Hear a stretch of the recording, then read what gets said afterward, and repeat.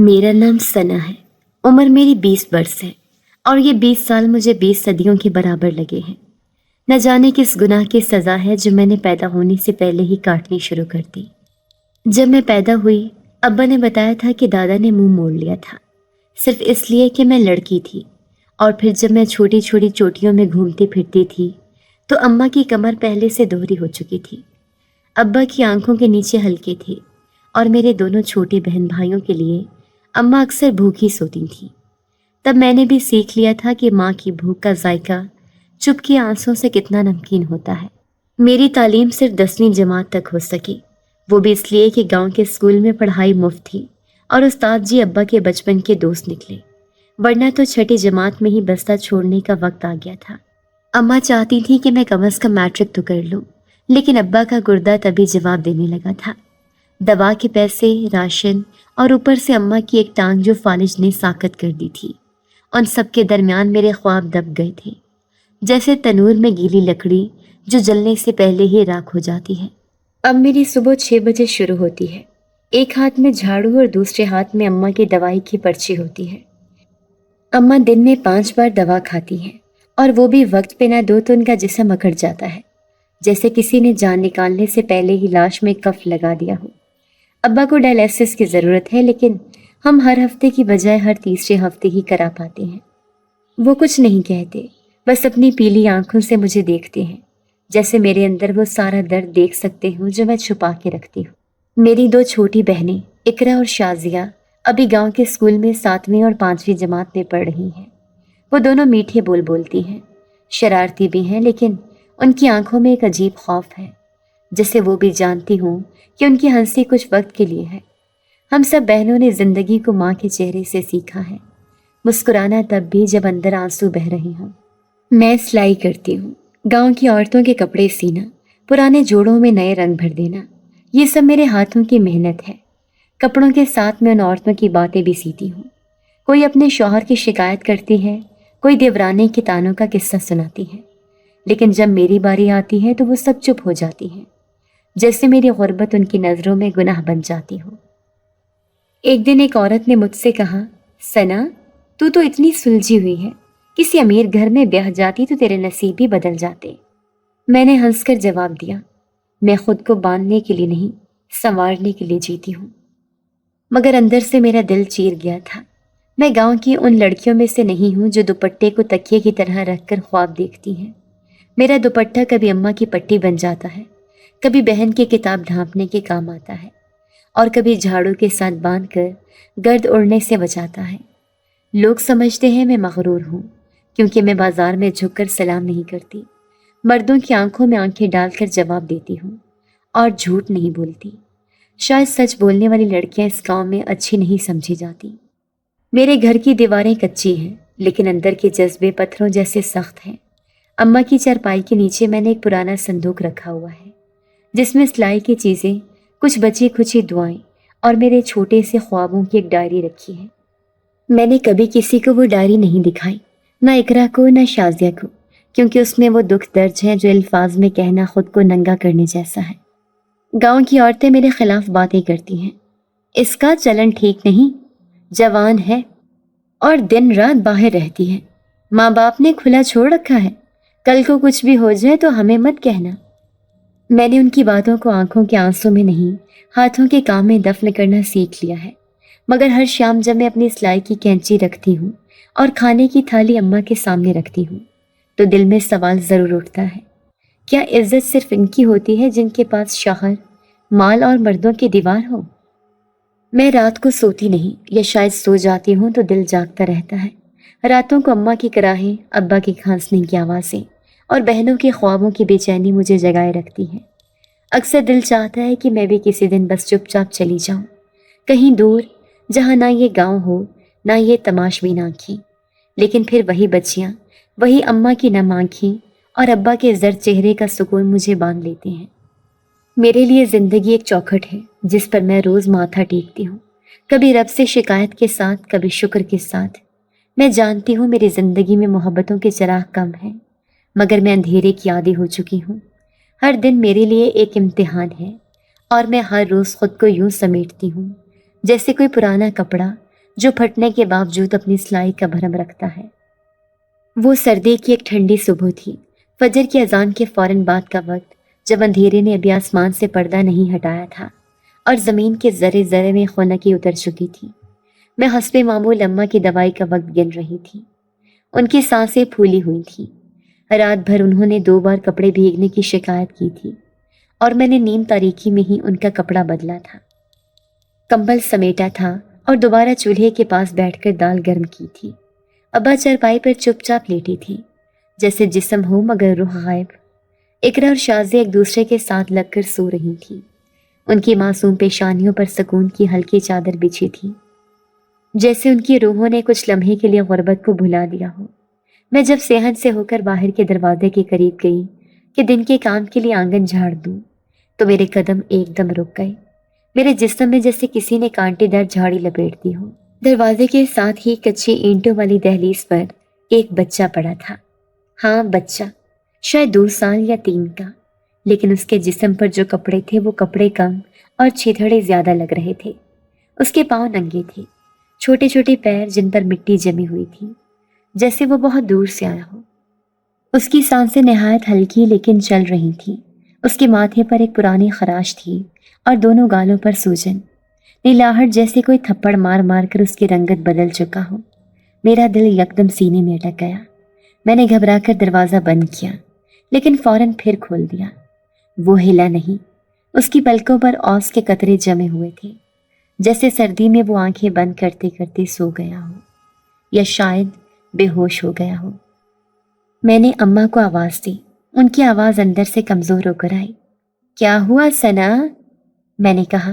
اماں، باہر ایک بچہ پڑا ہے، لگتا ہے بہت چھوٹا ہے، زخمی بھی ہے اماں۔ ان کی آواز جو اکثر کامتی تھی اس لمحے پر یقین تھی۔ بے سہارا ہوگا، اللہ نے بھیجا ہے شاید، لے آؤ اندر۔ وہ ایک جملہ اماں کا کہا ہوا میرے کانوں میں گونجتا رہا۔ اللہ نے بھیجا ہے؟ کیا واقعی؟ مگر کیوں؟ میں نے تو کبھی کچھ نہیں مانگا۔ میں نے تو زندگی سے صرف یہی التجا کی تھی کہ میری ماں زندہ رہے، میرے ابا کی سانس چلتی رہے اور میری بہنیں سکون سے پڑھ سکیں۔ مگر ایک بچہ، وہ بھی بے نام، زخمی اور ننگے پاؤں، میرے در پر۔ میں نے کپ کپاتے ہاتھوں سے بچے کو اٹھایا۔ اس کا جسم برف جیسا ٹھنڈا تھا، جیسے اس کے رگوں پہ میں خون نہیں، صرف صدیوں پرانی اداسی بہہ رہی ہو۔ وہ میرے بازو میں جیسے سمٹ گیا ہو۔ نہ احتجاج کیا، نہ رویا، نہ آنکھیں کھولی۔ میں نے اماں کی چارپائی کے قریب فرش پر ایک رضائی بچھا دی اور بچے کو اس میں لپیٹ دیا۔ اماں نے اپنا کانپتا ہوا ہاتھ بچے کے ماتھے پر رکھا اور پھر مجھے دیکھا، وہی سوال لیے آنکھوں میں جو میرے اندر بھی چیخ رہا تھا۔ یہ کون ہے؟ کہاں سے آیا؟ میں نے اماں سے کہا، اماں، اس کے جسم پر نیلے نشان ہیں، لگتا ہے کسی نے مارا ہے۔ اماں نے ایک لمبا سانس بھرا، جیسے بہت کچھ کہنا چاہتی ہوں مگر لفظوں کا بوجھ سہ نہ پائیں۔ پھر آہستہ سے بولی، اللہ کے ہاں کوئی چیز بے وجہ نہیں آتی ثنا، جس طرح تم ہماری چھت بن گئی ہو، شاید یہ بچہ تمہارے نصیب کا رزق ہو۔ میں حیران تھی، کچھ سمجھ نہیں آ رہا تھا۔ میں نے بچہ جھولا نہیں، صرف اس کے چہرے کو دیکھا، نرم مٹی سے لت پت لیکن پھر بھی ایک عجیب سی معصوم روشنی سے چمکتا ہوا۔ مجھے لگا جیسے یہ بچہ صدیوں سے کسی ماں کی گود کی تلاش میں بھٹک رہا ہو اور آج میری جھونپڑی کے دروازے پر آ گرا ہو۔ جب دن چڑھا تو اقرا اور شازیہ کی آنکھ کھلی۔ انہوں نے بچہ دیکھا تو ان کی آنکھوں میں حیرت تھی، تجسس تھا اور خوشی بھی۔ شازیہ نے کہا، ثنا آپی، یہ کون ہے؟ اتنا پیارا ہے۔ میں نے کندھے اچکا کر کہا، ہمیں نہیں پتا، دروازے پر تھا۔ اقرا نے معصومیت سے کہا، کیا ہم اسے اپنے پاس رکھ سکتے ہیں؟ میں کچھ نہ بولی۔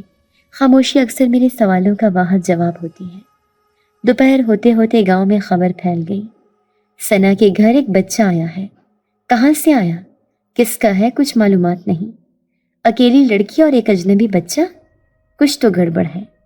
میرے کانوں میں محلے کی عورتوں کی سرگوشیاں جھلکنے لگی۔ ان کی آنکھوں کی گھورتی تصویریں یاد آئیں، ان کے الفاظ کی چبھن۔ میں نے سوچا، کیا انسانیت بھی گواہی مانگتی ہے؟ کیا ایک زخمی بچے کو اٹھا لینا گناہ ہے؟ کیا صرف ہمدرد کہلانے کے لیے خون کا رشتہ ضروری ہے؟ اماں نے مجھے دیکھا اور دھیرے سے کہا، بیٹی، اگر یہ بچہ تیرے نصیب میں آیا ہے تو اللہ خود راستہ بنائے گا۔ ہم نے کسی کا حق نہیں مارا، بس ایک زخمی وجود کو پناہ دی ہے جیسے وقت نے ہمیں کبھی پناہ دی تھی۔ میں نے اس رات بچے کے ساتھ بیٹھ کر اس کے سر پر تیل لگایا۔ اس نے آنکھیں نہیں کھولی، بس ہلکا سا کراہا۔ میرے دل میں ایک لہر سی دوڑ گئی۔ میں نے سورۃ یاسین کی تلاوت کی اور اس پر پھونک مار دی، جیسے اماں میرے لیے کرتی تھی جب مجھے بخار ہوتا تھا۔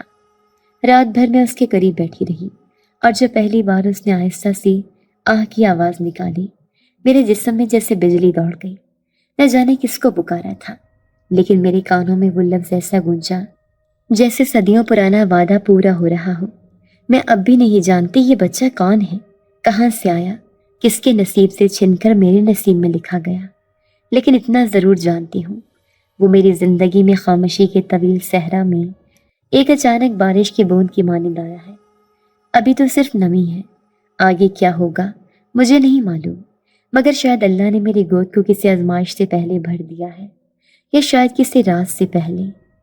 جب کوئی کہتا ہے نا کہ دنیا کا سب سے بھاری بوجھ الزام ہوتا ہے، تو میں قسم کھا کے کہہ سکتی ہوں کہ اس دن مجھے اس جملے کا مفہوم اپنے سینے میں پتھر کی طرح محسوس ہوا تھا۔ میرے اندر جیسے کوئی طوفان آ بیٹھا تھا، ایک ایسا طوفان جو نہ نظر آتا ہے نہ آواز دیتا ہے، بس اندر ہی اندر سب کچھ اکھاڑ دیتا ہے۔ وہ دن شاید زندگی کا سب سے شرمندہ اور زخمی دن تھا، جب پورا گاؤں جیسے ایک جلتی مشل کی طرح میرے در پر چڑھ آیا۔ بچے کو ہمارے ساتھ رہتے ہوئے 10 دن گزر چکے تھے۔ ہم نے اس کے زخم دھوئے، کپڑے بدلے، اور اماں نے اس کے لیے وہی دال روٹی نکالی جو کبھی میرے ابا کو ملتی تھی۔ ابا تو کچھ کہہ بھی نہ سکتے تھے، ان کے ہونٹوں پر جس سے خاموشی کا تالا لگا تھا۔ میں نے اپنی بہنوں کے ساتھ اس بچے کو ہر دن تھوڑا تھوڑا ہنسنا سکھایا، کھیلا، اس کا نام بھی رکھ دیا، فراز۔ وہ نام بس یوں ہی میرے دل میں آیا تھا، شاید کسی پرانے درخت سے گرا ہوا خوشبودار پتا جیسا، جو ہواؤں میں گھومتا گھومتا میری زبان پر آ بیٹھا۔ مگر یہ نام، یہ مسکراہٹ، یہ چھوٹا سا سکھ سب جیسے گاؤں والوں کی آنکھوں میں چبھنے لگا تھا۔ پہلے دن تو صرف ایک عورت، حاجرہ خالہ، راستے میں ملی اور کہنے لگی، ماشاء اللہ، بیٹا کس کا ہے؟ میں نے صرف اتنا کہا، دروازے پر ملا تھا۔ انہوں نے ہنکارا بھرا، مگر آنکھوں میں شک تھا۔ دوسرے دن زبیدہ کی بھابھی، جو ہمیشہ اپنے جھاڑو کی آواز سے گلی بھر دیتی ہے، میرے گھر کے سامنے کھڑی ہو کر بولی، سنا ہے کنواری لڑکی کے پاس بچہ ہے، یہ تو نیا تماشا ہے۔ اور تیسری صبح گاؤں کے امام صاحب کی بیوی، جو شاید کبھی میرے گھر کی دہلیز پار نہ کرتی، اماں کے سامنے آ بیٹھی اور سیدھے سیدھے کہنے لگی، بہن، یہ سب کیا ہو رہا ہے؟ ایک کنواری لڑکی اور ایک بچہ، لوگ کیا کہیں گے؟ اس دن میری اماں کی آنکھوں میں آنسو آ گئے۔ انہوں نے لرزتی زبان سے کہا، نصیب کے کھیل کو کون سمجھ سکتا ہے؟ در پر پڑا ملا تھا، مرنے کے قریب تھا، ہم نے انسان سمجھ کر اٹھایا، مگر کون سنتا ہے یہاں؟ ان کے دل میں انسانیت کی جگہ صرف شک کی گندھی اینٹیں تھیں۔ کچھ دن بعد وہ لمحہ آیا جو میرے گھر کا دروازہ زور زور سے بجنے لگا۔ میں کام سے لوٹی ہی تھی، مشین کے آگے بیٹھنے کی ہمت نہ ہوئی۔ ہاتھوں میں فراز کا کپڑا تھا، وہ جو مٹی میں کھیلتے ہوئے خراب کر بیٹھا تھا۔ دروازہ بجا اور میں نے کھولا تو سامنے مولوی صاحب کھڑے تھے، ان کے ساتھ نمبردار حاجی نذیر، اور ان کی پشت پر وہی عورتیں جن کے لیے میری خاموشی ہمیشہ گستاخی رہی تھی۔ مولوی صاحب نے سوال نہیں کیا، حکم سنایا، اس بچے کا حساب دو، یہ کہاں سے آیا اور تم کیوں رکھے ہوئے ہو؟ میرے لبوں پر جیسے کف لگ گیا، صرف اتنا کہا، دروازے پر ملا تھا، اماں نے کہا پال لو۔ نمبردار بولے، یہ بہانے کسی اور کے لیے رکھو، ہمیں سچ سچ بتاؤ، کہیں کوئی چھپایا ہوا گناہ تو نہیں، کوئی شہر جا کے واپسی کا نتیجہ؟ لوگ کہتے ہیں ثنا نے کچھ چھپایا ہے۔ میری سانسیں رکنے لگی، میری آنکھوں کے سامنے میری سلائی مشین گھومنے لگی، وہ کپڑے جو میں نے دن رات سیے، وہ اماں کی دوائیں، ابا کی چرپائی، شازیہ اور اقرا کے اسکول کی کتابیں، کیا سب جھوٹ ہو گیا؟ میں تو سارا وقت ان لوگوں کے سامنے ہی رہتی تھی، اپنی محنت کر کے رزق حلال کماتی تھی، پھر مجھ پر اتنا گھٹیا الزام کیسے؟ میں نے کہا، اللہ کی قسم، یہ بچہ ہمیں دروازے پر ملا تھا، ہمیں کچھ نہیں معلوم، ہم نے تو صرف انسانیت دکھائی ہے۔ اس دوران فراز میرے پیچھے کھڑا تھا، بھیڑ کے شور سے گھبرا کر اس نے میری قمیض تھام لی اور میرے ساتھ لگ کر رونے لگا۔ وہ بچہ جو ابھی تک کچھ بولتا نہیں تھا، صرف با کہہ کر میرے قدموں میں بیٹھ گیا، اور میں جو ہر کسی کے سامنے مضبوط بننے کی اداکاری کرتی رہی تھی، اس ایک لمحے میں ٹوٹ گئی۔ میری آنکھوں سے آنسو ایسے بہے جیسے برسوں کا بوجھ آج پتھروں کی صورت گر رہا ہو۔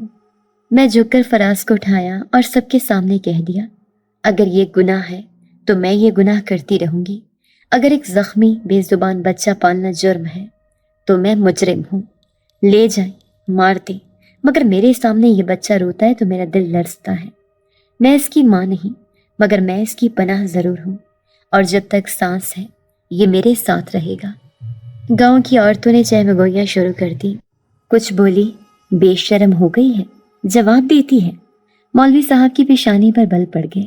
نمبردار نے کہا، ہم تمہیں کچھ دن دیتے ہیں، بچہ واپس کرو یا ہم پنچایت میں فیصلہ لیں گے۔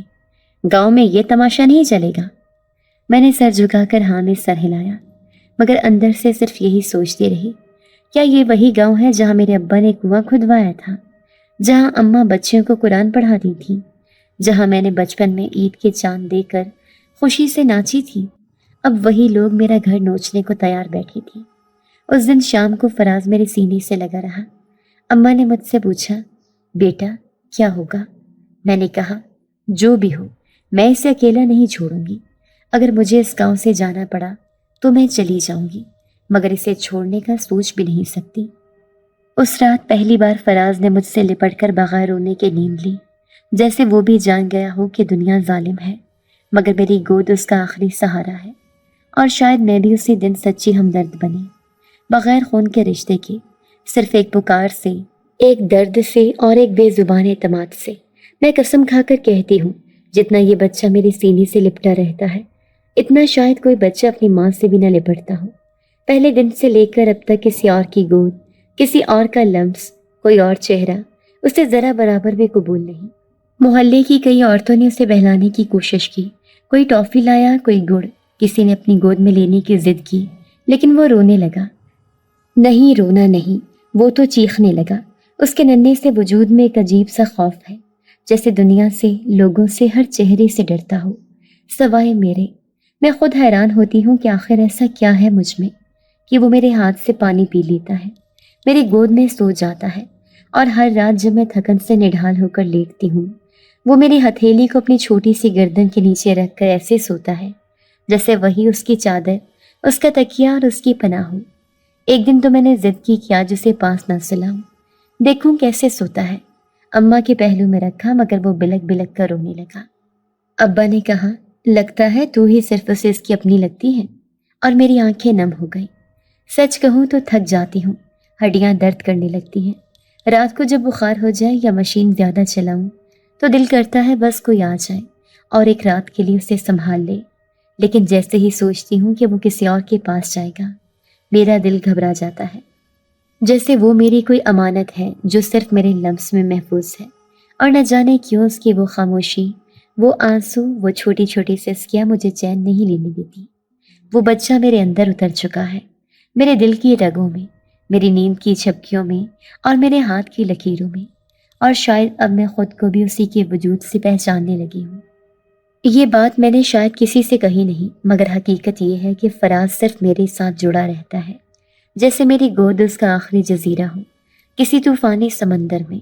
جب کوئی اور اسے اٹھانے کی کوشش کرے، چاہے اماں ہو یا اقرا، وہ ایسے چیخنے لگتا ہے جیسے کسی نے اسے دہکتے انگاروں پر رکھ دیا ہو۔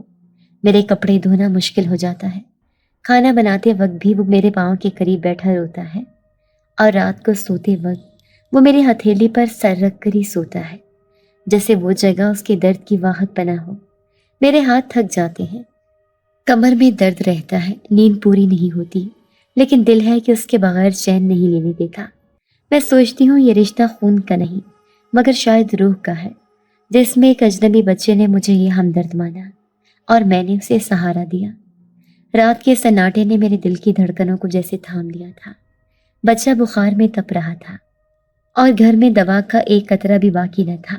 امی کی حالت ویسے ہی نازک تھی، ابا کی سانسیں بھی دن بدن بھاری ہو رہی تھی، اور دونوں بہنیں پریشان نظروں سے مجھے دیکھ رہی تھیں۔ بچہ میرے پہلو میں تڑپ رہا تھا، اس کا چھوٹا سا ہاتھ میری انگلیوں کو زور سے پکڑے ہوئے تھا، جیسے کہہ رہا ہوں، ثنا مجھے چھوڑنا مت۔ میں نے چادر لپیٹی، جوتی پہنی اور دوا کے لیے گاؤں کے اکلوتے اسپتال کی طرف نکل پڑی۔ کچے راستے پر قدم رکھتے ہی دل میں ایک عجیب سی بے چینی نے گھر کر لیا۔ آسمان پر بادلوں نے چاند کو ڈھانپ رکھا تھا اور ہر طرف دھندلی روشنی میں ہر چیز دھندلی اور انجانی لگ رہی تھی۔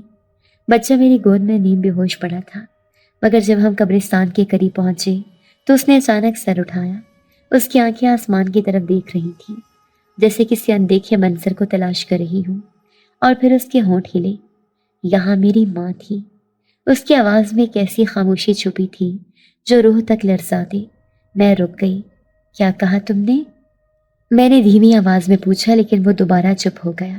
میں نے اسے تھپک کر سینے سے لگایا اور تیز قدموں سے آگے بڑھنے لگی، مگر دل میں طوفان سا آ چکا تھا۔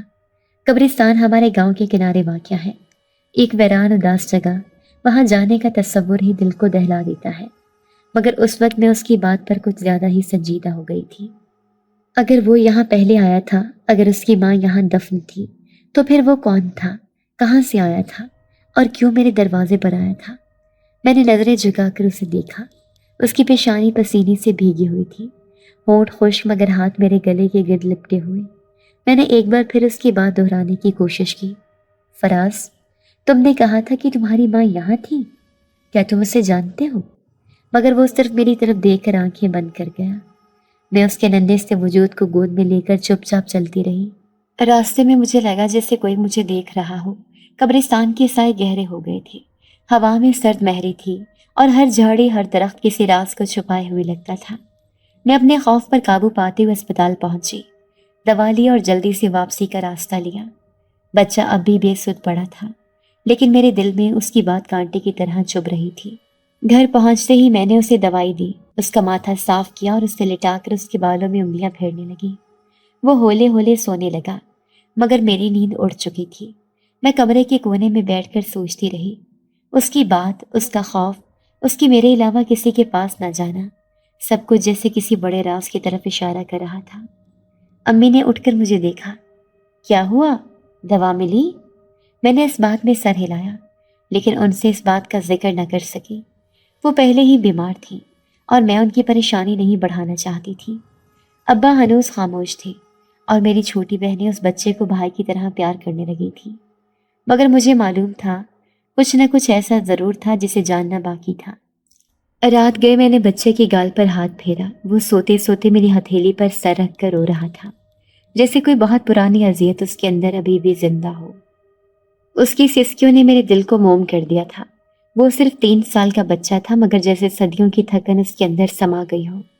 میں نے دل ہی دل میں دعا کی، یا اللہ، اگر یہ بچہ بے سہارا ہے تو مجھے اس کا سہارا بنا دے، اگر یہ کسی آزمائش کا سبب ہے تو مجھے صبر دے، لیکن اس کے اندر جو درد ہے اسے کم کر دے۔ اگلی صبح جب سورج نکلا، میں نے بچے کے بالوں کو سہلاتے ہوئے سوچا کہ میں اب اس کے لیے ماں بن چکی ہوں۔ چاہے دنیا کچھ بھی کہے، وہ چاہے کہیں سے بھی آیا ہو، میرا ہے۔ اس کی ایک آہ پر میرا دل لرزتا ہے، اس کی ایک مسکراہٹ پر میری دنیا روشن ہو جاتی ہے۔ اور اگر اس کی ماں واقعی اس قبرستان میں تھی تو میں اس کی حفاظت کے لیے ہر پل موجود تھی۔ میرا دل فیصلہ کر چکا تھا۔ میری گود میں سوتے اس معصوم کے چہرے پر جیسے سکون تھا، جیسے وہ مجھے اپنا سب کچھ سمجھتا ہو۔ میں جانتی تھی کہ آنے والے دن مزید سوالات، مزید تانے اور شاید مزید راز لے کر آئیں گے، مگر میں تیار تھی، کیونکہ جب ایک بچہ قبرستان کے سامنے اپنی ماں کی یاد میں سر اٹھا کر خاموش ہو جائے تو یہ دنیا کے ہر طوفان سے بڑا اشارہ ہوتا ہے کہ اس کے دل میں کتنا درد چھپا ہے۔ اور میں اب اس درد کو بانٹنے والی تھی، اس کا آخری سہارا۔ رات کے پچھلے پہر تھے، جب سب سوئے ہوئے تھے اور صرف ایک کمرے میں روشنی کی مدھم لہر تھی، وہی کمرہ جہاں میں اور وہ بچہ عادتاً ایک ساتھ سوتے تھے۔ لیکن اس رات کی خاموشی میں ایک انوکھا شور تھا۔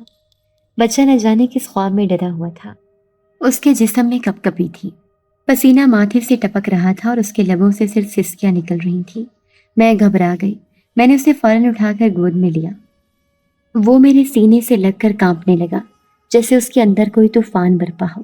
اس کی چھوٹی چھوٹی انگلیاں میرے قمیص کو اس طرح پکڑ رہی تھیں جیسے میں اگر ایک پل کے لیے بھی ہٹ گئی تو وہ کسی اندھیرے میں گم ہو جائے گا۔ میرے دل کی حالت ایسی تھی کہ جیسے کوئی ماں اپنی سگی اولاد کو اس حالت میں دیکھ کر ہوتی ہے۔ میں نے اسے سینے سے لگا کر چپ کروانے کی بہت کوشش کی، تھپکیاں دیں، لوری دی، پانی پلایا، مگر وہ نہ رکا۔ اس کے آنسو مسلسل میرے ہاتھوں پر گر رہے تھے اور میرے دل کی ہر رگ کو پگھلا رہے تھے۔ میں نے ایک لمحے کے لیے آنکھیں بند کی اور بے اختیار دل سے نکلنے لگا، یا اللہ، اگر یہ بچہ مجھ پر بھروسہ کرتا ہے، اگر تو نے اس کی ذمہ داری میرے سر پر رکھی ہے تو مجھے ہمت دے، مجھے کوئی راستہ دکھا۔ نہ جانے کیوں اس لمحے میرے دل نے نہ مجھے اکسایا کہ میں قرآن کھولوں۔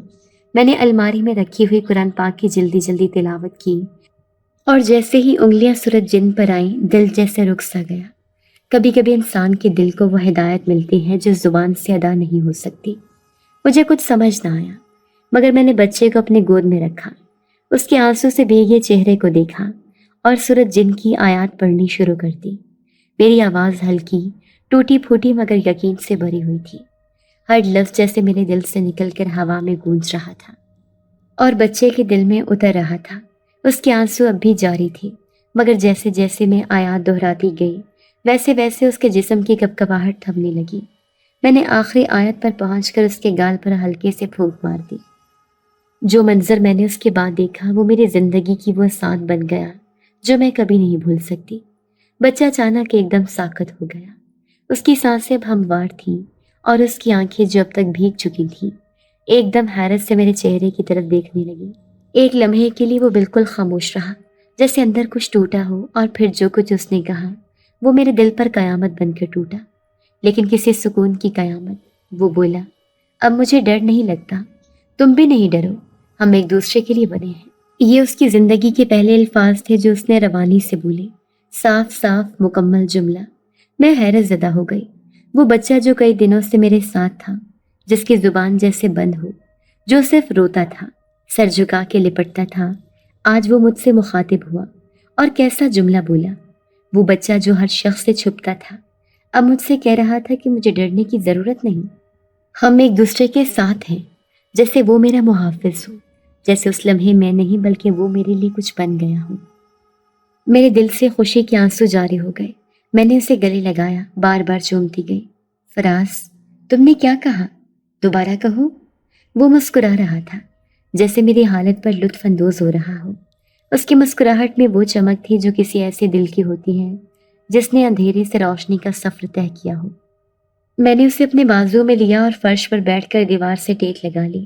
وہ میری ہتھیلی پر سر رکھ کر سونے لگا، مگر اس بار اس کے چہرے پر وہ تکلیف، وہ اذیت نہیں تھی جو پچھلے کئی دنوں سے میں دیکھتی آئی تھی۔ اس کی سانسیں ہموار تھیں اور میری انگلیاں اس کے بالوں میں چلتی رہیں۔ میں نے دل ہی دل میں شکر ادا کیا، یا رب، تو نے میرے یقین کو جواب دیا، تو نے میرے دل میں جو خیال ڈالا وہ درست تھا۔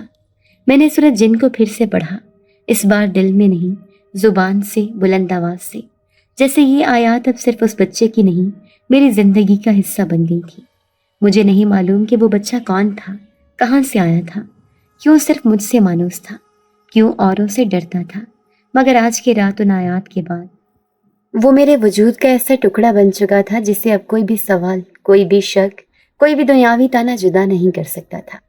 اگلی صبح جب امی نے پوچھا، رات کو بچہ ٹھیک ہو گیا تھا، میں نے فقط مسکرا کر کہا، ہاں، قرآن نے اسے سلا دیا۔ اور وہ بچہ جو پہلے ہر اجنبی چہرے سے ڈرتا تھا، اب میری بہنوں کو دیکھ کر ہنستا تھا، کھلونا مانگتا تھا اور میرے قریب آ کر کہتا، تم دعا والی ہو، تم سب ٹھیک کر دیتی ہو۔ یہ الفاظ سنتے ہی میری آنکھوں میں نمی آ جاتی۔ ایک 3 سالہ بچہ جس نے نہ جانے کیا کیا دیکھا ہوگا، اب مجھ پر بھروسہ کر رہا تھا اور قرآن کی آیات پر سکون پا رہا تھا۔ یہ لمحہ میری زندگی کے ان لمحات میں سے تھا جو صرف نصیب والوں کو ملتے ہیں، جو صرف دعا، نیت اور اخلاص سے بنتے ہیں۔ شاید اللہ نے مجھے کسی آزمائش میں ڈال کر میرے دل کو ایک ایسا وظیفہ سکھایا تھا جس کا علم کسی کتاب میں نہیں، کسی نصاب میں نہیں۔ میں آج بھی جب کبھی اس کی طرف دیکھتی ہوں تو اس کی وہ مسکراہٹ یاد آتی ہے جب اس نے کہا تھا، اب مجھے ڈر نہیں لگتا۔ اور وہ میرے لیے دنیا کی سب سے بڑی گواہی ہے کہ قرآن صرف پڑھنے کے لیے نہیں، جینے کے لیے بھی ہے۔ جب مولوی صاحب نے جمعے کے خطبے میں میرے خلاف فتویٰ دے دیا تو میرے جیسے پہلے ہی معاشی بوجھ تلے دبی لڑکی کے لیے جینے کی سانسیں اور بھی تنگ ہو گئیں۔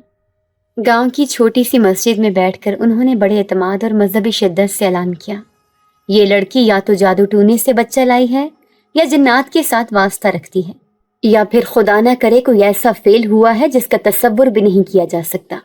ایسے لوگوں سے میل جو رکھنا گناہ ہے۔ اس کے گھر کا بائیکاٹ کرو، کوئی پانی نہ دے، کوئی دکاندار راشن نہ دے، کوئی بچہ اس کے گھر کے قریب بھی نہ جائے۔ یہ سنتے ہی میرے کانوں میں جیسے سیسا اتر گیا ہو۔ وہ لفظ بائیکاٹ میرے جسم کی ہڈیوں میں سنسناہٹ بھر گیا۔ میرا پورا جسم لرز اٹھا اور جیسے میں دھند میں کھڑی رہ گئی۔ میں گھر لوٹی تو میری ماں کا چہرہ سفید پڑ چکا تھا اور چھوٹی بہنیں میرے چہرے پر سوالوں کی بارش کر رہی تھیں جن کے جواب میرے پاس نہیں تھے۔ محلے کی نلکی جہاں سے میں دن میں 2 بار پانی بھر کر لاتی تھی اب جیسے مجھ پر حرام کر دی گئی تھی۔ میں بالٹی لے کر پہنچی تو عورتوں نے ایسے آنکھیں پھیر لی جیسے میں کوئی ناپاک چیز ہوں۔ کسی نے کہا، ہماری بالٹیاں ناپاک نہ کرو۔ دوسری نے ناک سکیڑ کر کہا، کیا پتا اس کے ساتھ کون ہے، انسان یا جنات۔ مجھے ایسا محسوس ہوا جیسے میری سانس رکنے لگی ہو۔ وہ عورتیں جن کے ساتھ میں نے سالوں گزارے، جن کے بچوں کو گود میں اٹھایا، جن کے دکھ درد میں روئی، آج مجھے یوں اجنبی بنا رہی تھیں جیسے میں کسی دوسرے سیارے سے آئی ہوں۔ راشن کی دکان پر پہنچی تو دکاندار نے صاف کہہ دیا، ثنا بہن، میں مولوی صاحب کے خلاف نہیں جا سکتا، میرے بچے بھی مسجد میں پڑھتے ہیں، میری روزی ہے، معاف کرنا۔ میری نظریں نیچے ہو گئی۔ میں خاموشی سے واپس لوٹی، خالی ہاتھ، خالی دل اور بھرا ہوا ذہن۔ اماں کی دوا ختم ہو چکی تھی، چھوٹی بہن کے اسکول کا یونیفارم پھٹ چکا تھا اور اب گھر میں چولہے کے نیچے لکڑی بھی نہ تھی۔ بچہ جو ابھی تک میرے پہلو سے چمٹا رہتا ان دنوں میں کچھ اور ہی پریشان لگنے لگا تھا۔ وہ پہلے تو خاموش رہتا، اب اس کی آنکھوں میں بھی جیسے ڈر سوار ہو گیا تھا۔ میں اسے گود میں لیتی تو وہ زور سے مجھے جکڑ لیتا جیسے جانتا ہو کہ ہم دونوں کے خلاف طوفان آ چکا ہے۔ میری ماں کہتی، ثنا، اللہ صبر والوں کے ساتھ ہے، یہ سب آزمائش ہے۔ لیکن میں جانتی تھی کہ محلے کی آزمائشیں صرف صبر سے نہیں بلکہ ہمت سے جیتی جاتی ہیں۔ مجھے ہر راہ چلتے پر، ہر دروازے پر، ہر کھڑکی کے پیچھے خود پر نظریں محسوس ہوتی۔ گاؤں کی لڑکیاں مجھ سے کترانے لگی جیسے میں ان کے شوہروں یا بھائیوں کے لیے خطرہ ہوں۔ عورتیں بچوں کو میرے گھر کے پاس کھیلنے نہیں دیتی، یہاں تک کہ مسجد کے سامنے سے بھی گزرتی تو لوگ ہٹ جاتے جیسے میں کوئی متعدی مرض ہوں۔ ایک دن جب پانی کی سخت قلت ہوئی، میں بچوں کے ضد پر مجبور ہو کر محلے کے نل پر گئی۔ وہاں پرانی ہمسائے روبینہ نے مجھے دیکھ کر ایسا چیخا جیسے میں چور ہوں، اسے روکو، ہماری نل پر ہاتھ مت لگانے دینا، ہمارے بچے بیمار ہو جائیں گے، اس کا سایہ بھی برا ہے۔ میری آنکھوں سے آنسو بہہ نکلے۔ میں بالٹی وہیں چھوڑ کر واپس آ گئی۔ بچے نے میری انگلی تھام رکھی تھی اور بار بار سر جھکا کر میری طرف دیکھ رہا تھا جیسے کہنا چاہتا ہو، ثنا، مجھے چھوڑنا مت۔ اس کی آنکھیں بولتی تھیں، اس کے لب خاموش تھے لیکن دلوں میں آگ لگا دیتے تھے۔ میری بہنیں ایک دن روتے ہوئے آئیں کہ اسکول میں ان کے ساتھ بچے بھی بات نہیں کرتے اور استانی نے بھی ان سے فاصلہ رکھنا شروع کر دیا ہے۔ اس دن میں نے محسوس کیا کہ میرے کردار پر الزام نے صرف مجھے نہیں، میری پوری فیملی کو تنہائی میں دھکیل دیا ہے۔ ماں کی بیماری، باپ کی خاموشی، بہنوں کی معصومیت اور اس چھوٹے بچے کی بے زبانی، سب نے مل کر میرے دل کو ایسا بھاری کر دیا کہ رات نیند بھی روٹ گئی۔ میں نے گاؤں کے نمبردار کے گھر جا کر صفائی دی، آنکھوں میں آنسو، دل میں بوجھ، زبان پر سچ۔ یہ بچہ میرے دروازے پر فجر کے وقت ملا۔ میری ماں نے اسے گود لینے کا کہا۔ میں نے انسانیت کے ناطے سے اپنا لیا۔ میرا رب جانتا ہے میں کیسی لڑکی ہوں، مجھے بد کردار مت کہو۔ نمبردار نے کندھے اچکا کر کہا، ثبوت کیا ہے تمہارے پاس؟ یہ بچہ تو کچھ بولتا بھی نہیں اور اب تمہاری وجہ سے پورا گاؤں بدنام ہو رہا ہے۔ میں خالی ہاتھ واپس آ گئی لیکن دل میں ایک آگ ابھر آئی۔ اب میں باہر بھی جاتی تو چادر اچھی طرح لپیٹتی، لیکن پھر بھی مجھے لوگ یوں گھورتے جیسے میں کوئی گناہ کر جیتا جاگتا مجسمہ ہوں۔ میرے دل میں اب صرف ایک سوال تھا، جب انسانوں کا سچ نہ سنا جائے تو کیا جنات بھی کسی دن انسانوں کو بچاتے ہیں؟ اور اسی عالم میں وہ بچہ میرے ہاتھ تھام کر رات کو اچانک بولا، تم ڈرو مت، تم سچی ہو، جو بولتے ہیں وہ جھوٹے ہیں۔ اور میری آنکھوں میں آنسو آ گئے۔ اس نے میرا دل سہارا دیا جب پورا گاؤں میرے خلاف کھڑا ہو گیا تھا۔ میں نے کبھی سوچا بھی نہیں تھا کہ روٹی کا ایک نوالا بھی کسی دن میری زندگی میں اتنا قیمتی ہو جائے گا کہ میں اسے پانی میں ڈبو کر کھاؤں گی اور پھر بھی اپنے رب کا شکر ادا کروں گی۔ وہ دن، وہ لمحے، وہ مہینے، وہ قیامت کی گھڑیاں میرے دل پر ایسے داغ چھوڑ گئیں کہ اب ہر سانس خود بخود دعا بن کر نکلتی ہے۔ مولوی کے فتوے کے بعد گاؤں نے میرے دروازے کو جیسے ناپاک قرار دے دیا تھا، پانی تک بند کر دیا گیا تھا۔ کنویں سے پانی بھرنے جائیں تو عورتیں چھین کر گھڑے پھینک دیتی، دکان پر جاؤں تو راشن دینے سے انکار کر دیا جاتا، بلکہ کچھ لوگ تو منہ پر تھوکنے کی دھمکی دیتے، چلی جا جنات والی لڑکی، بدروحوں والی لڑکی۔ ان دنوں میرے ابا کی طبیعت مزید خراب ہو گئی تھی۔ امی کا فالج تو جیسے اور زیادہ بڑھ گیا، اور وہ چھوٹا بچہ جو میرے علاوہ کسی کی گود میں نہیں جاتا تھا، وہ بھوک سے روتا تو میری روح سے آنسو نکلتے تھے۔ ایک رات ایسا ہوا کہ میں نے سونے سے پہلے صرف یہی دعا کی، یا اللہ، تو نے یہ بوجھ مجھے دیا ہے، تو ہی میرا سہارا بن جا، تو رازق ہے، کسی انسان کا محتاج نہ کر۔ صبح اٹھ کر دیکھا تو دروازے کے باہر ایک پرانی بوری رکھی تھی۔ میں نے پہلے سوچا شاید کسی نے گندگی ڈال دی ہو، مگر جب کھولا تو اس میں آٹے کی تھیلی، 2 بوتلیں صاف پانی کی، چینی کا ڈبہ اور 2 ٹافیاں پڑی تھیں۔ میں وہیں دروازے پر بیٹھ کر روتی۔ میں نے سوچا شاید کسی کو رحم آ گیا ہو، شاید کوئی خاموشی سے مدد کرنا چاہتا ہے۔ لیکن اگلے دن پھر وہی ہوا، اور اگلے دن بھی۔ 1 ہفتہ ہو گیا۔ روز فجر کے بعد دروازے پر کوئی نہ کوئی چیز رکھ دی جاتی، کبھی کچھ روٹیاں، کبھی ابلی ہوئی دال، کبھی صرف پانی، اور کبھی کچھ نہیں۔ مگر کسی دن بچہ دودھ کے لیے روتا تو میرے برتن میں پانی میں دودھ کی خوشبو محسوس ہوتی۔ ایک رات میں نے انتظار کیا، میں چھپ کر بیٹھ گئی کہ دیکھوں تو صحیح یہ کون ہے۔ فجر کا وقت ہوا، اندھیرا بھی باقی تھا، جب میں نے قدموں کی چاپ سنی۔ ایک دبلا پتلا سایہ دروازے کے پاس آیا، بوری رکھی اور بنا آواز کیے واپس مڑ گیا۔ میں بھاگ کر باہر نکلی، مگر گلی میں کوئی نہ تھا، صرف ہوا چل رہی تھی، اور بوری کے اندر اس دن 3 چیزیں تھیں: گرم چپاتی، ایک چھوٹا دودھ کا پیکٹ، اور ایک ٹوٹی ہوئی پرچی جس پر کچھ آیت لکھی تھی۔ میں نے وہ پرچی اپنے دل سے لگا لی۔ میں سمجھ گئی کہ یہ کوئی انسان نہیں، یہ میرے رب کی طرف سے ہے۔ میرا اللہ کسی غیب کے ذریعے مجھ تک چیزیں پہنچا رہا ہے۔ کبھی کبھی ایسا بھی ہوا کہ امی کی دوائی ختم ہو گئی، میں روتی رہی کہ کہاں سے لاؤں۔ اسی دن شام کو کسی نے دروازے کے نیچے سے لفافہ ڈال دیا، جس میں وہی دوائی تھی جو صرف شہر سے آتی تھی۔ میں نے بھاگ کر دروازہ کھولا، کوئی نہ تھا۔ مجھے سمجھ نہیں آتی تھی کہ یہ خواب ہے یا حقیقت، لیکن جب میں چھوٹے کو گود میں لیتی، اس کا گرم ماتھا میری ہتھیلی پر رکھ کر وہ سو جاتا، تو مجھے یقین ہو جاتا کہ جو بچہ زبان سے نہیں بولتا، اس کی دعائیں بھی شاید عرش تک جاتی ہیں۔ میری چھوٹی بہنیں بھی حیران ہو گئی۔ وہ کہتی، باجی، یہ کیسے ہو رہا ہے؟ اس نے بھیجا؟ اور میں بس اتنا کہتی، شاید جو ہمیں جانتے ہیں وہ ہمیں نظر نہیں آتے۔ کچھ دنوں بعد گاؤں کے لوگوں کو بھی شک ہوا۔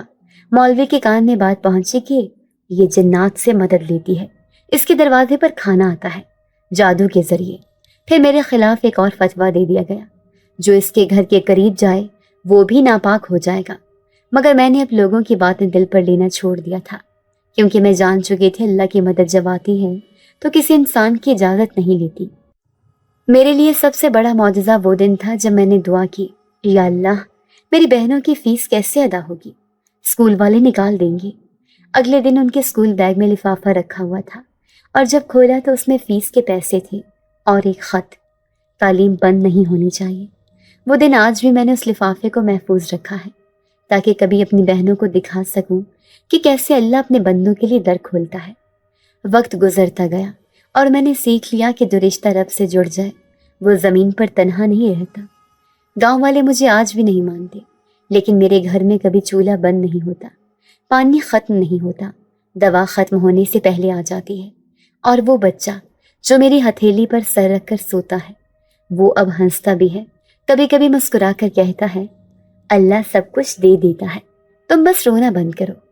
اب میں جب کبھی پرانی بوری دیکھتی ہوں تو مجھے کسی کی دعا، کسی کی نیت اور کسی کے عشق الہی کی خوشبو آتی ہے۔ شاید وہ بچہ کچھ اور تھا، شاید وہ صرف بچہ نہیں، مگر وہ اب میرا ہے، میری دعا ہے، اور میرا رزق اس کے ساتھ جڑا ہوا ہے۔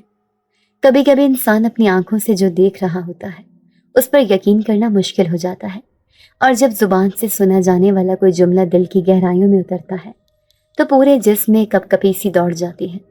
میں آج بھی وہ لمحہ نہیں بھولی جب وہ بچہ، وہی بچہ جو میرے ساتھ فجر کی اذانوں میں اٹھتا، میرے گود میں سر رکھ کر سوتا اور میرے ساتھ مل کر سب کو کھانا بانٹتا تھا، ایک دن اچانک میری گود میں بیٹھا میری آنکھوں میں دیکھ کر مسکرایا اور دھیرے سے کہا، ثنا ایک بات کروں، تم ڈرنا مت، میں جن زادوں کی اولاد میں سے ہوں۔ میرے ہاتھ وہیں رک گئے جیسے وقت تھم گیا ہو۔ چولہے پر ہانڈی ابل رہی تھی پر میں اس کی طرف متوجہ نہ ہو سکی۔ میری آنکھیں اس کے چہرے پر جمی رہیں، وہی معصوم چہرہ، وہی نرم آنکھیں، وہی دھیمی سی آواز، لیکن جملے میں ایسی گونج تھی کہ میری پسلیوں کے اندر جیسے کچھ ٹوٹ گیا ہو۔ میری سانس رک گئی، زبان تالو سے چپک گئی اور دل کی دھڑکن جیسے کسی نامعلوم طاق پر رک کر ٹھہر گئی ہو۔ کیا کہا تم نے؟ میں نے بمشکل پوچھا۔ وہ مسکرایا جیسے اسے پتا ہو کہ میں اندر سے لرز رہی ہوں اور بولا، تمہارے جیسی ماں کو سچ پتا ہونا چاہیے، میں جن زاد ہوں۔ میری ماں انسان تھی اور میرا باپ وہ جنات کے عالم خاندان سے تھا۔ اس لمحے میں نہ ہانڈی یاد رہی، نہ اذان کی آواز، نہ وہ دن جب گاؤں والوں نے میرے خلاف فتویٰ دیا تھا، نہ وہ راتیں جب میں اسے بخار میں تڑپتا دیکھ کر خود بھی تڑپتی تھی۔ میرے سامنے صرف وہ بچہ تھا، اور اب وہ صرف بچہ نہیں رہا تھا، اب وہ ایک بھید تھا، ایک راز، ایک دنیا جس سے میں ناآشنا تھی، لیکن جس سے میرا دل روز باتیں کرتا تھا۔ میری ماں بہت نیک تھی، بہت نرم، انسانوں میں تھی، لیکن جس قبیلے سے میرا باپ تھا وہ جنوں میں سب سے ضدی، متکبر اور قانون شکن مانا جاتا ہے۔ ماں نے مجھ سے کہا تھا کہ اگر کبھی دنیا کی ظلمت تجھے نگل لے تو کسی ایسی عورت کو ڈھونڈنا جو اذان کے وقت آنکھ کھولے اور جس کے اندر اللہ کا خوف ہو۔ وہ بات کرتا گیا اور میں جیسے پتھر بنتی گئی۔ میرے دماغ میں وہ ساری پرانی باتیں، وہ لمحے، وہ اشارے اب ایک تصویر کی صورت سامنے آ رہی تھی۔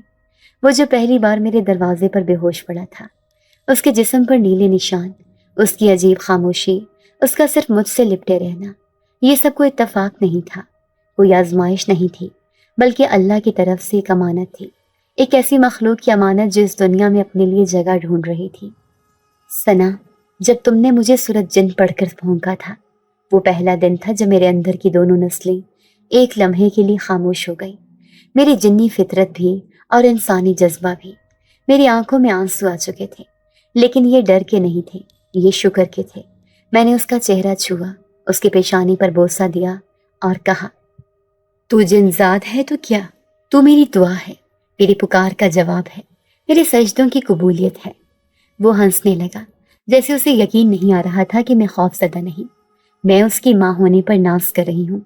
ثنا، میرے باپ کے قبیلے کو یہ منظور نہیں کہ میں انسانوں کے ساتھ رہوں، لیکن اب دیر ہو چکی ہے۔ تمہاری محبت نے مجھے وہ پناہ دی ہے جو میری نسل میں کسی کو نہیں ملی۔ میں نے اس دن کے بعد کبھی اسے بچہ نہیں کہا، میرے لیے وہ میری روح کا حصہ بن چکا تھا۔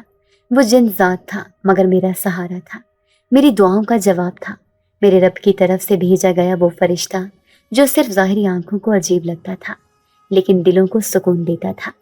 اور اس دن مجھے احساس ہوا کہ شاید اسی لیے گاؤں والے مجھ سے ڈرتے تھے، شاید اسی لیے مسجد کے امام کا دل میرے سامنے جھک گیا تھا، کیونکہ میرے آنگن میں صرف انسان نہیں بلکہ دو جہانوں کا راز تھا، وہ راز جس کے سائے میں پورا گاؤں چھپنے آتا ہے، وہ راز جسے میں نے اپنایا نہیں تھا لیکن جس نے مجھے چن لیا تھا۔ فراز اب آہستہ آہستہ بڑا ہونے لگا تھا، ہمارے گھر کی برکت ختم ہونے کا نام ہی نہیں لے رہی تھی۔ گاؤں والے مجھ سے قطع تعلق ہی کرنے لگے تھے، لیکن عجیب بات یہ تھی کہ وہ اور عورتیں مجھ سے کپڑے سے سلوانے آتی جو میں نے کبھی دیکھی بھی نہ ہوتی، کبھی برقعوں میں، کبھی چادروں میں ملبوس۔ ان کے چہرے ہمیشہ ڈھکے ہوتے، وہ بہت کم کپڑے سلواتے ہیں لیکن زیادہ اجرت دیتی۔ ایسا محسوس ہوتا تھا جیسے یہ سب کچھ فراز کی مدد سے ہو رہا ہو۔ بے شک میرے والد کا کوئی بیٹا نہیں تھا، لیکن فراز نے اس کی کمی پوری کر دی تھی۔ اس نے مجھ سے وعدہ کیا تھا کہ اس کے ہوتے ہوئے ہمیں کسی بھی مشکل کا سامنا نہیں کرنا پڑے گا، بلکہ ہماری تمام تر مشکلات ختم ہو جائیں گی، اور بالکل ایسا ہی ہوا تھا۔ اب ہمارے گھر میں اتنی برکت تھی کہ گاؤں والے جو ہم پر ہنستے تھے، کل تک ہمیں منہ تک نہ لگاتے تھے، اب ہمارے گھر آٹا ادھار مانگنے آتے، کسی کا بچہ بیمار ہوتا تو عورتیں ہم سے دوائی پوچھنے آتی۔ اب ان کو کسی کی پرواہ نہ رہی تھی، ہم نے تو سب کے گھر آنا جانا چھوڑ لیا تھا، لیکن وہ خود ہی ہمارے گھر سوالی بن کر آنے لگی تھی۔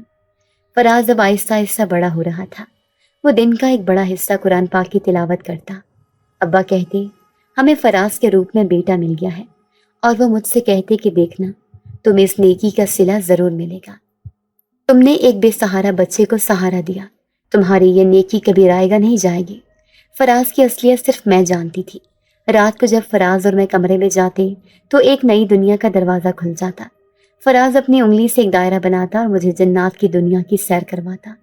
ہم دونوں ہنستے باتیں کرتے اور وہ مجھے بتاتا کہ کیسے اسے اس کے اپنوں نے بیگانہ کر دیا۔ اس کے اپنے والد نے اس کی ماں کی موت کے بعد اسے ٹھکرا دیا اور دوسری عورت سے شادی کر لی اور اسے یوں ہی دنیا کے رحم و کرم پر چھوڑ دیا۔ حالانکہ فراز نے ابھی کچھ طاقتیں باقی تھی، وہ اپنے جادو سے بہت کچھ کر سکتا تھا، جیسے اس کا کھانا پینا کبھی ختم نہ ہوتا، وہ کہیں بھی کچھ بھی دیکھ سکتا تھا، اسے بہت زیادہ علم حاصل تھا۔ وہ ساری چیزیں اسے اپنے باپ کی طاقتوں میں سے وراثت میں ملی تھیں۔ جیسے جیسے وہ بڑا ہو رہا تھا اس کی طاقتیں بھی اس کے ساتھ ہی بڑھ رہی تھیں۔ اب ہمارا گھر ایک خوشحال گھرانہ بن گیا تھا۔ ایک دن میں نے فراز سے کہا، میں شادی کر کے چلی جاؤں گی تو تم میرے والدین کا خیال رکھنا۔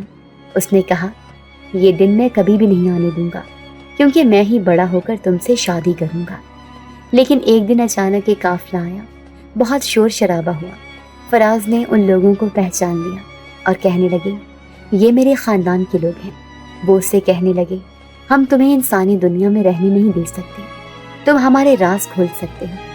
فراز نے کہا کہ فی الوقت میں ان کے ساتھ جا رہا ہوں، تم پریشان مت ہو، لیکن میں وعدہ کرتا ہوں جو سہارا تم نے مجھے دیا میں اس کا قرض عمر بھر اتارتا رہوں گا اور میں ہمیشہ تم سے ملنے آیا کروں گا۔ فراز کی جدائی میں مجھے کئی دن تک بخار میں مبتلا رکھا، کہا میں اس کے بغیر جینے کا تصور بھی نہیں کر سکتی تھی اور اب اس کے بغیر رہنے لگی تھی۔